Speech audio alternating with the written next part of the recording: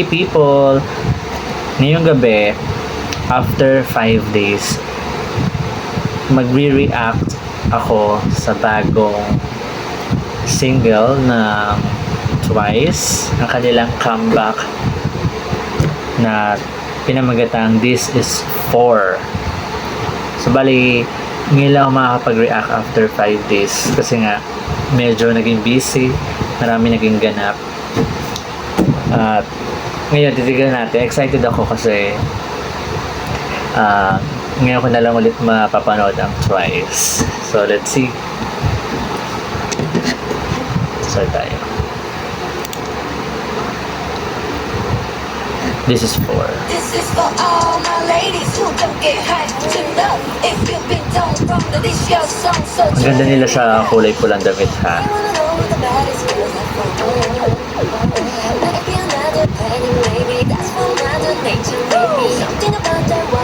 Parang hindi to green screen ha, in fairness. Tama ba? Oh, sana.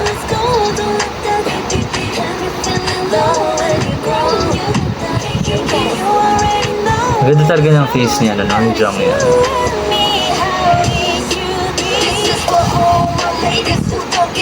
Oh, Momo! Center! Siya, chorus! Na yun, okay.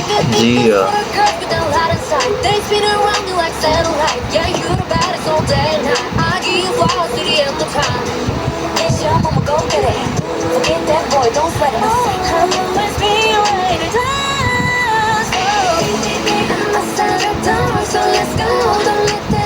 Nakakatuwa sila makita ulit.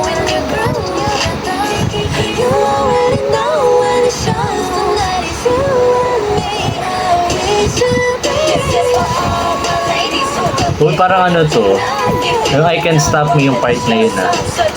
Kasi may mga trains. Ayun o, ang ganyan shot.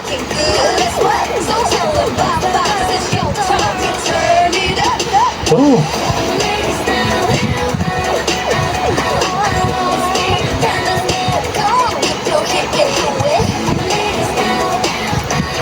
Ewan ko kung pinagsama-sama ba yung parang concept nito or hindi naman na ibang mga music videos nila.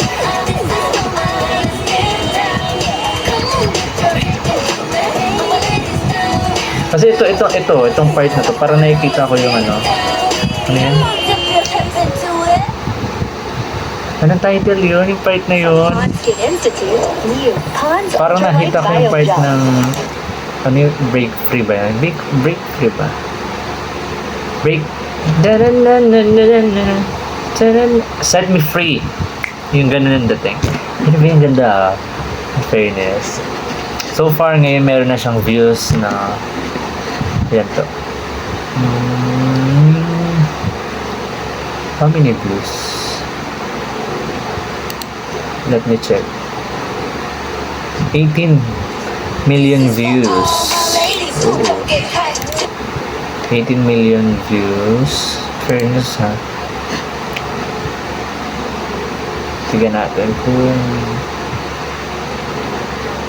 trending ba? Pinakalaga bang trending? Fairness, congratulations to Twice.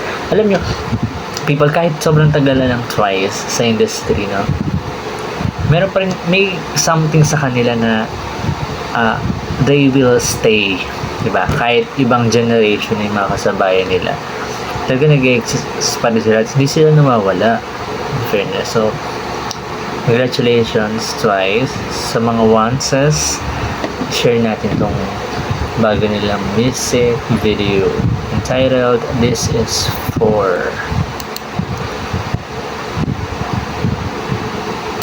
Trending at alam ko eh. Let's see. How to see the trending? Trending.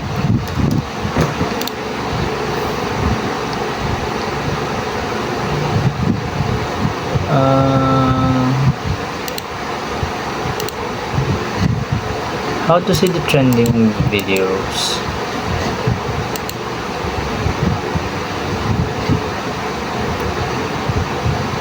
Ayun, trending. Let's see. Trending sa music ay Twice, top 2. Pangalawa sa trending at Twice, in fairness. Okay. So, congrats Twice once. Bye, people!